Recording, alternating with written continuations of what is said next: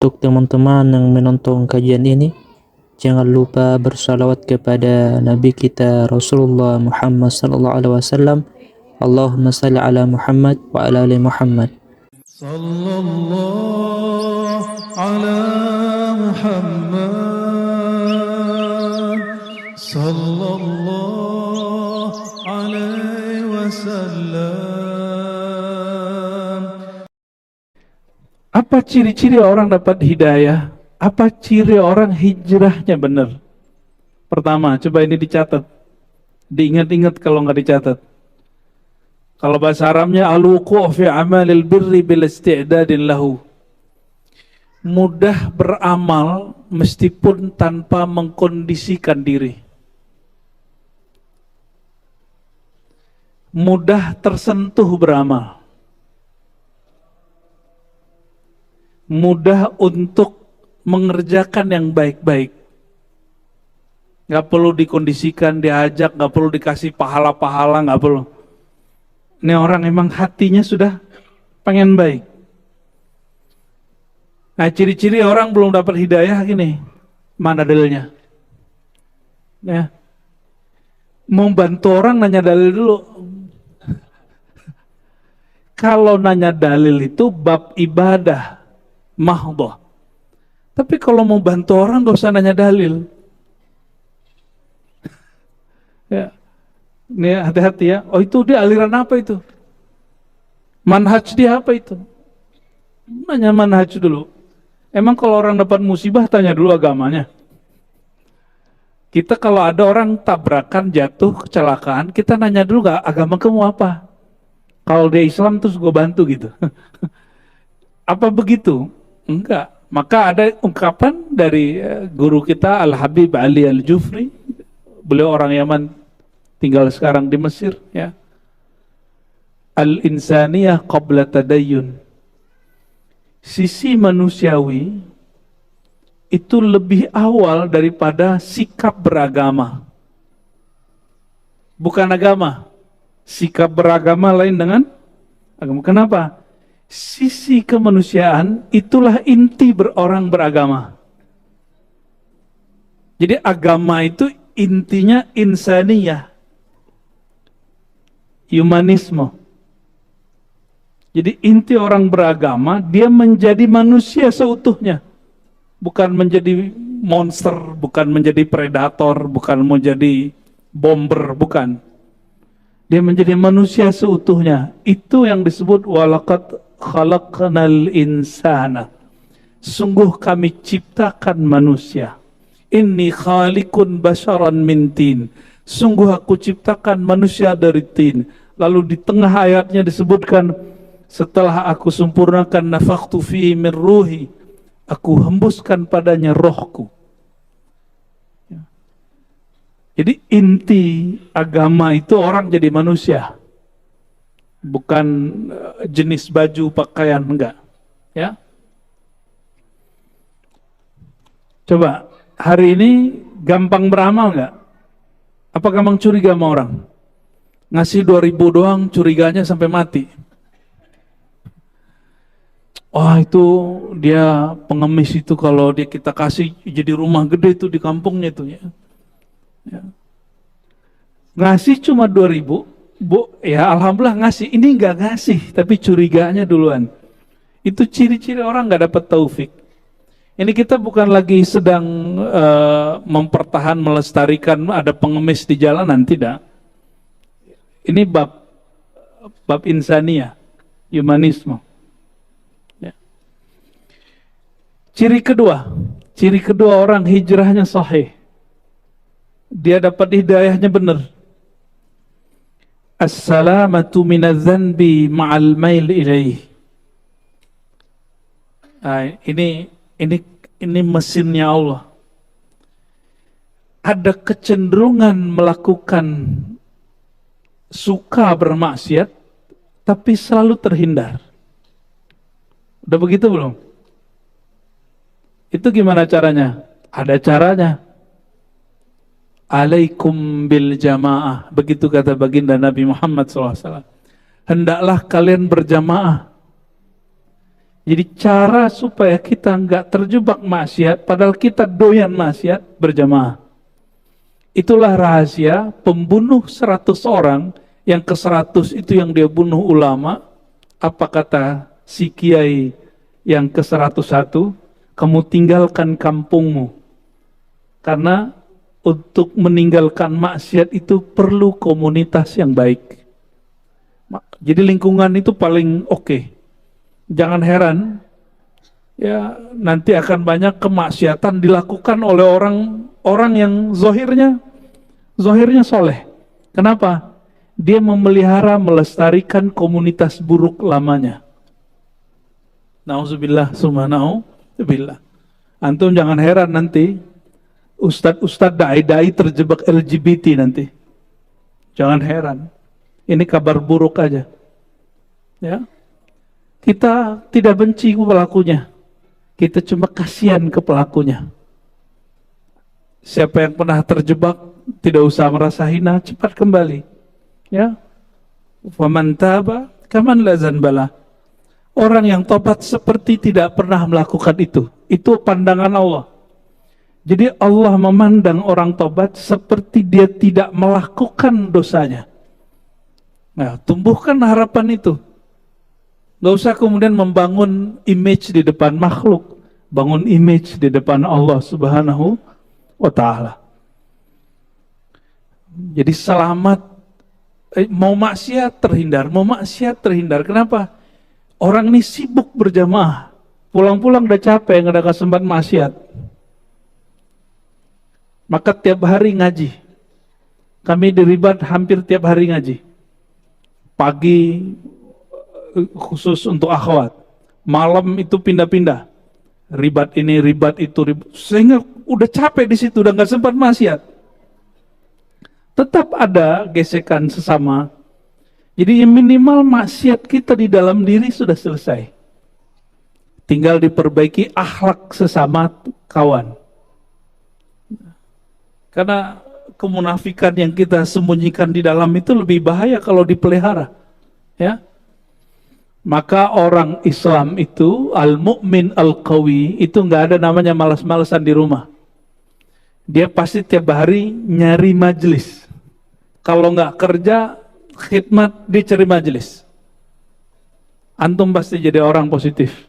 Ya, nanti lupa. Lama-lama kecanduannya kepada maksiat hilang. Maka kalimatnya di sini, as-salamatu minadz-dzanbi ma'al mail ilaih. Kamu sudah addicted, sudah kecanduan maksiat, tapi Allah selamatkan. Itu maksudnya. Itu ciri-ciri orang yang dapat hidayah. Ya, semoga kita termasuk, amin. Ya.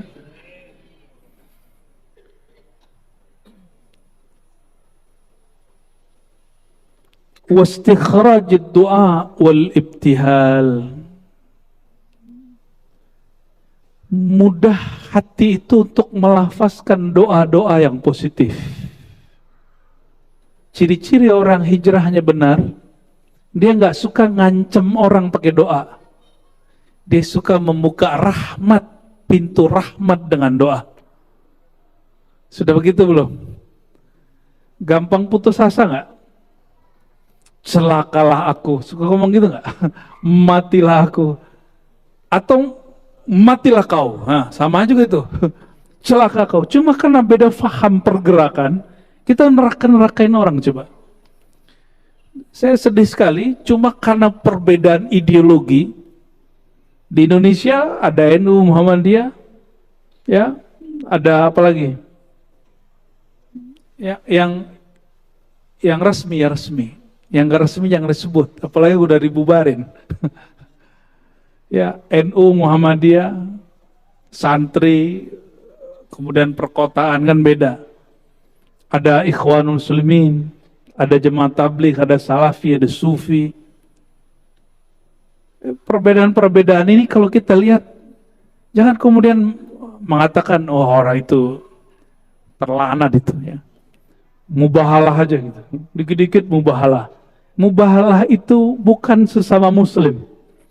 Mubahalah itu kepada non-muslim yang mengaku dirinya bertuhan kepada Allah dan merasa dirinya benar, baru kita mubahalah. Maka kalau ada orang Islam ajak mubahalah, itu orang jahil. Orang jahil. Berarti dalam diri dia ada merasa paling benar. Dan itu penyakit.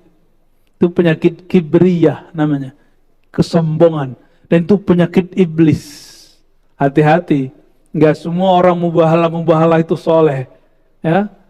Karena Imam Salafus Saleh Zunnun Misri, apa kata beliau? Ciri-ciri orang-orang yang dapat hidayah, dia membuka pintu rahmat dengan doa. Bukan ancaman, bukan menutup. Ya. Berarti kalau dibalik, ciri-ciri orang nggak dapat hidayah apa? Kalau dibalik, sulit diajak berbuat baik. Walaupun udah dikasih dalil.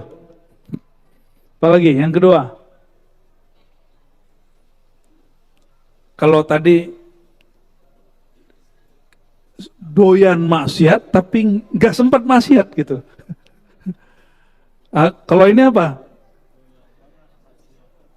Maksiat doyan, selamat enggak selamat. Bahkan kepada maksiat yang dia nggak niatkan dia terjebak. Ciri-cirinya itu. Kebanyakan maksiat yang dilakukan itu adalah maksiat yang dibenci oleh orang yang sok merasa suci. Ini perhatikan. Jangan pernah merasa sok suci. Terus melihat orang melakukan maksiat, kita jijik dengan orangnya. Antum tunggu aja time-nya. Karena apa yang kita lihat pasti kita tiru. Manusia itu peniru paling sempurna. Apa yang kita lihat pasti kita tiru walaupun kita benci. Jadi otak bilang nggak benar nih, tapi nafsu menikmatinya. Jujur aja, ya benar kan? Dan yang terakhir, ciri-ciri orang yang takdir buruk dia adalah tidak dapat hidayah apa? Sulit mendoakan kebaikan. Nah, doa itu jeritan hati paling dalam. Bukan bahasa Arab Allahumma, Allahumma, itu lafaz doa. Doa itu hati menyeru Allah Subhanahu wa ta'ala. Maka yang disebut doa itu jeritan hati. Orang yang suka menjerit positif kepada Allah, itu orang dapat hidayah.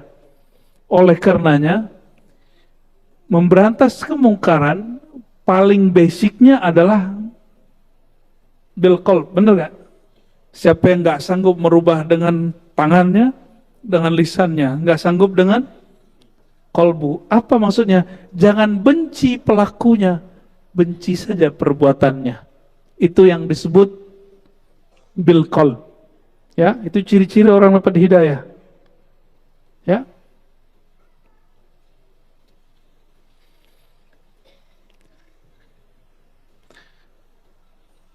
Berarti hidayah itu takdir.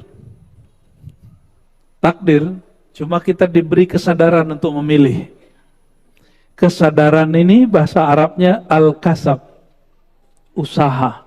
Usaha ini yang nanti dipertanggungjawabkan di hadapan Allah Subhanahu wa ta'ala. Ya. Lalu Imam Al-Baihaqi menyebutkan kaedah-kaedah daripada takdir. Banyak orang berpikir bahwa Allah itu kalau sudah menakdirkan sesuatu, maka Allah wajib melakukan itu. Apa kata beliau? Coba perhatikan. Annallaha azza wa jal la yajibu alai syai'. Allah itu tidak diwajibkan kepadanya apapun. Allah nggak punya kewajiban. Tapi Allah kalau janji pasti menepati. La yukhliful mi'ad. Tapi Allah tidak punya kewajiban apapun. Jika Allah berkehendak tidak memasukkan orang beramal masuk surga, suka-suka Allah. Allah nggak punya kewajiban apa. Tapi dia berjanji. Jazaa'an bima kanu ya'malun. Bahwa orang yang beramal pasti dapat balasan. Tapi Allah tidak diwajibkan oleh seorang pun kecuali dirinya mewajibkan dirinya. Maka kita nggak boleh nuntut Allah. Ini kebanyakan orang berdoa itu nuntut Allah. Menuntut Allah, mengingatkan Allah, padahal Allah nggak pernah lupa.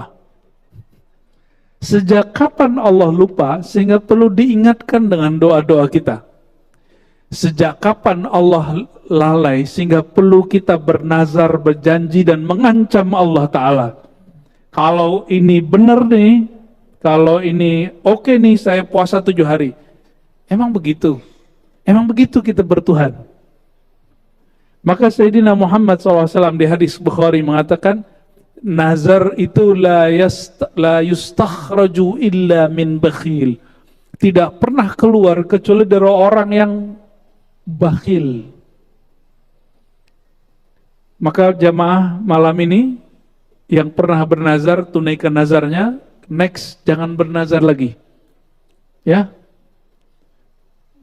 Oke? Jangan bernazar lagi. Ingin hidup bahagia, hindari nazar. Ya. Wala illata li san'ih. Ini kaidah Ahlussunnah. Perbuatan Allah itu tidak memerlukan kausalitas. Apa arti kausalitas? Sebab musabab. Allah nggak perlu. Karena dialah sumber semua sebab. Ya. Jadi Allah nggak perlu alasan mau menciptakan bahwa Muhammad bin Abdullah itulah Muhammad Rasulullah, itu Allah nggak perlu alasan. Suka-suka Allah, suka-suka gua gitu. Ya. Kita aja boleh ngomong begitu, masa Allah nggak boleh begitu? Itu ego, al-kibriya uridai, keegoan itu sebenarnya sifatnya Allah. Kita nggak boleh ngomong gitu sebenarnya, Pak. Suka-suka gua gitu nggak boleh sebenarnya. Yang boleh ngomong gitu hanya Allah Subhanahu wa Ta'ala. Wala yuqalu lima fa'al. Tidaklah pantas ada yang bertanya kepadanya, kenapa engkau lakukan ini ya Allah? Ya Allah, kenapa begini? Kenapa begitu? Kenapa begini? Suka begitu nggak? Saya pastikan hidup antum sengsara sampai mati. Ya. Alhamdulillah saya baru habis dapat hadiah, Pak. Jatuh dari motor. Dan lumayan. Tapi waktu jatuh saya bilang alhamdulillah. Yang lain pada cemas, kitanya biasa aja. Alhamdulillah. Lain pada tegang, kita biasa aja, Pak. Alhamdulillah. Dan nikmat. Nikmat itu di hati. Betul gak? Apa itu nikmat?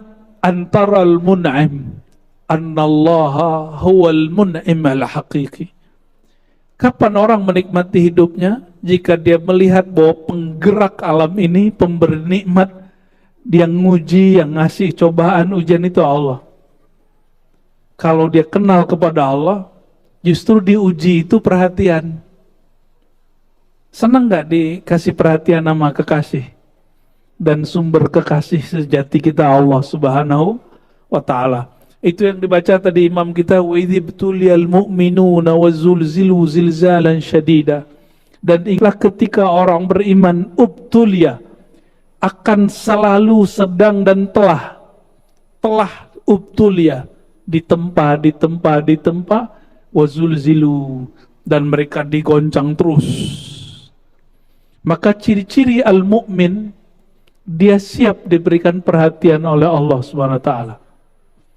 Orang yang diuji dengan tidak diuji, kualitasnya beda nggak? Motor yang diuji terus dijual dengan motor yang cuma dirakit di bengkel, nggak diuji, beda nggak hasilnya? Maka ujian itu anugerah. Sejak kapan seorang hamba memperhatikan bahwa dia diuji itu anugerah, dia dapat hidayah? Ya.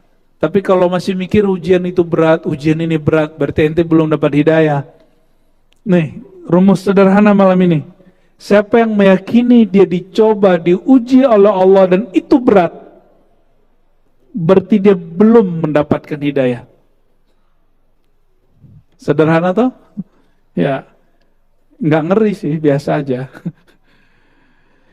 Kenapa? Ada hadis yang kita bacakan sebelumnya, ini saya loncat sedikit. Ini hadis sahih, ada di Sahih Muslim, ada juga di Sahih Bukhari, seingat saya, semaknanya. Dzaqa ta'mal iman man radiya billahi rabba wa bil islami dina wa bi Muhammadin nabiyya. Dzaqa, pasti merasakan, ta'mal iman, lezatnya iman. Jadi iman itu ada lezatnya. Iman itu makanannya kolbu.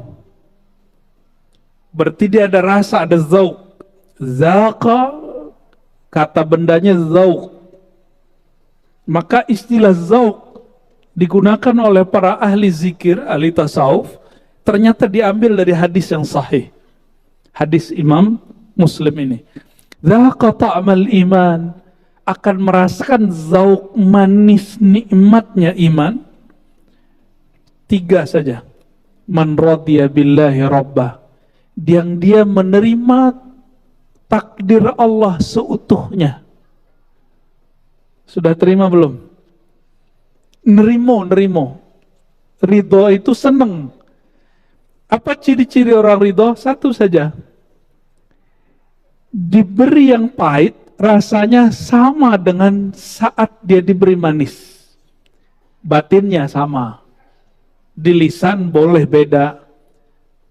Saya mau tanya, cabai itu pedas atau manis? Kenapa doyan?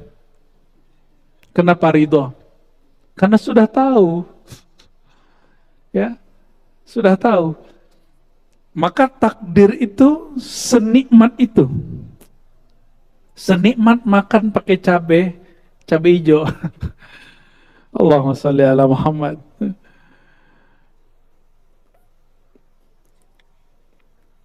Lalu beliau menukil hadis-hadis untuk memotivasi orang supaya kuat membaca takdir Allah. Apa kata beliau? Dari Abu Hurairah, Nabi Muhammad SAW bersabda, Ala u'allimuk, maukah engkau aku ajarkan, ala kalimatin min tahtil arsy, dengan satu kalimat yang Allah terbitkan kalimat itu langsung di bawah arsy. Min kanzil jannah, ada di perbendaharaan tertinggi surga. Kalimatnya kita sudah dengar dari kecil. Ini kalimat oleh Imam Baihaqi mengatakan, ini supaya orang merasakan nikmat menjalani takdir. Kalimatnya yang kita gunakan menjawab hayya ala sholah. La haula wala.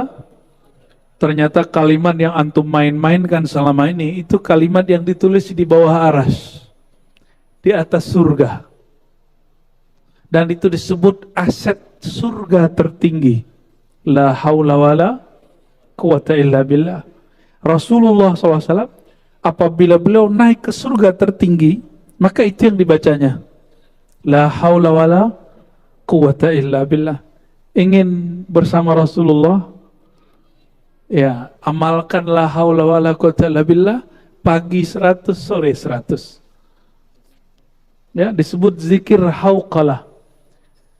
Dan Allah suka dengan orang yang baca zikir hauqalah ini. Kenapa? Karena dia mengatakan, ya Allah, aku tidak ada daya, aku tidak ada upaya, tidak ada kekuatan kecuali dengan Engkau. Jadi Allah itu suka kita nol di hadapan dia. Dan Allah paling gak suka sama orang sok-sok tegar.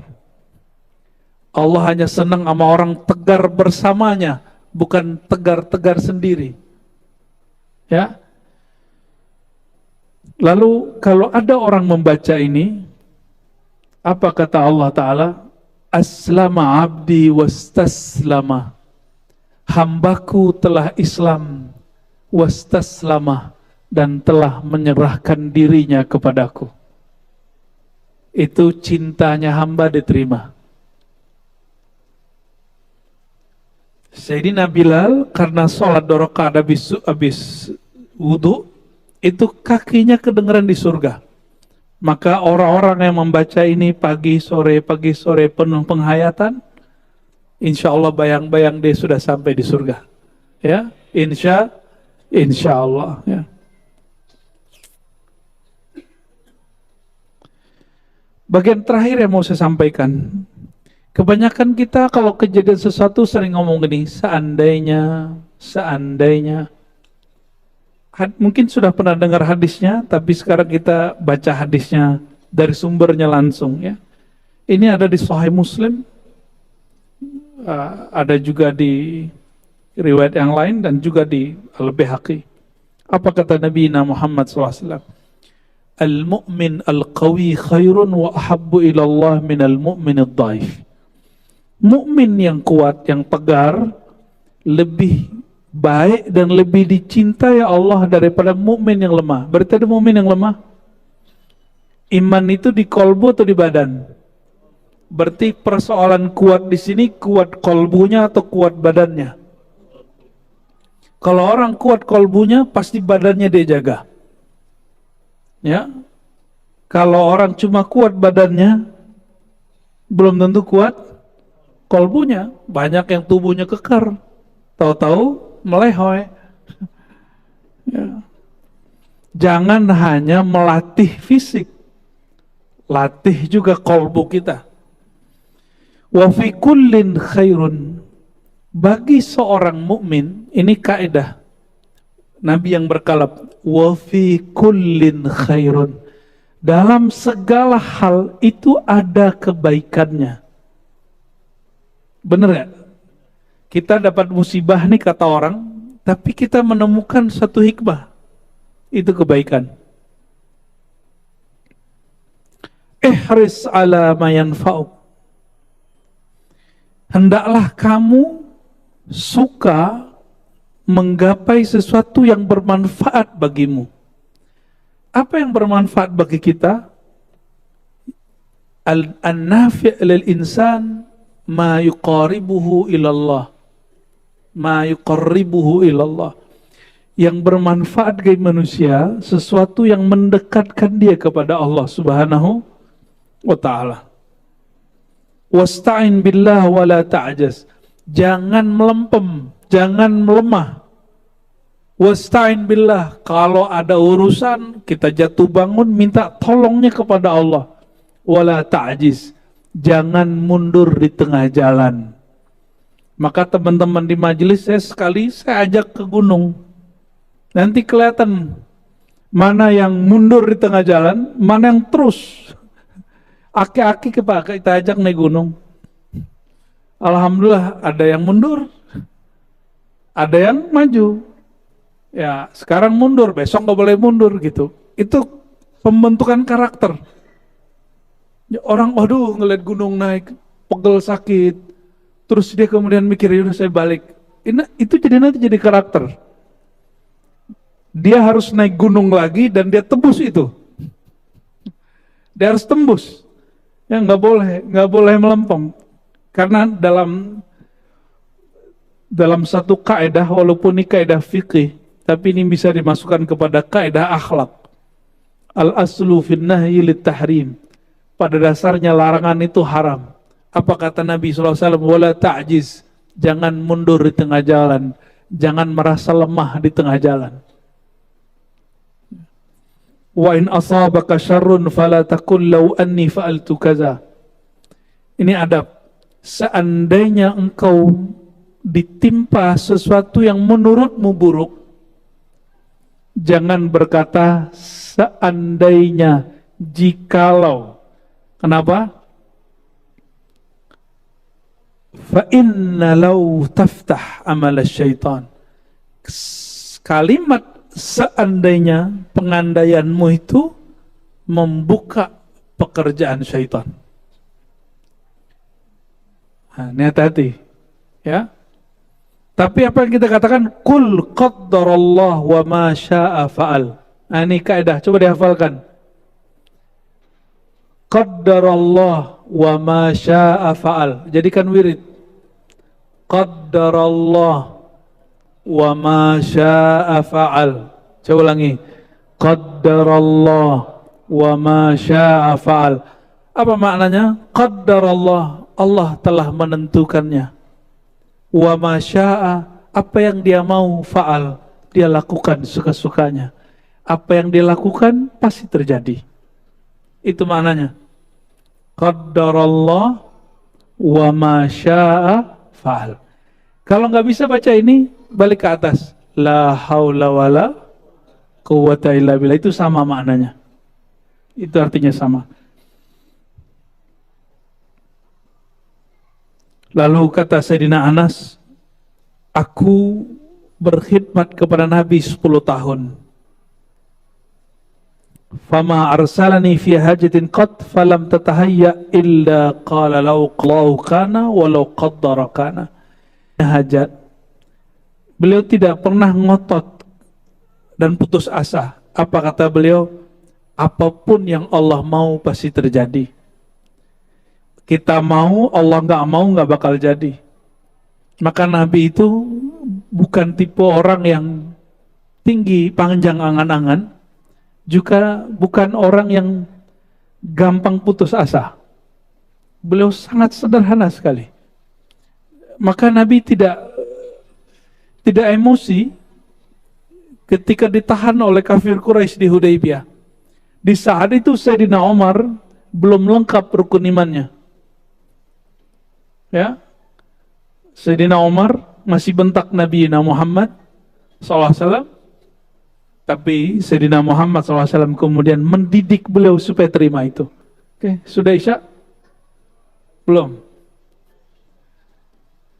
Lalu beliau punya doa, satu doa yang jarang dibaca orang.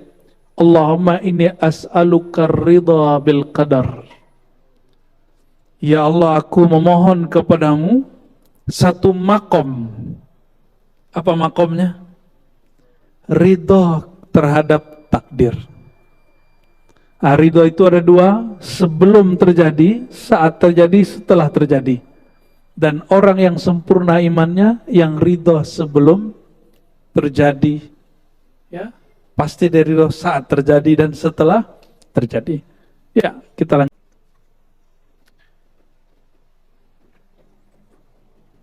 Dari Sayyidina Abdullah bin Mas'ud, beliau mengatakan, jika engkau ingin menjadi ahli ibadah, yang paling banyak ibadahkan bagimu. Kewajiban pertama bukan sholat, tapi ma'rifat. Kenal dulu yang disembah, lalu sembahlah dia seperlunya. Ya, gak usah kemudian terlalu banyak kuantitas, baguskan kualitasnya. Maka ya disebut menaikkan kewajiban. Ya. Yang kedua, ingin jadi orang paling bertakwa nggak? Disebut paling wara, ya, ijtanib ma harrama alaik. Sederhana aja, tinggalkan yang Allah haramkan.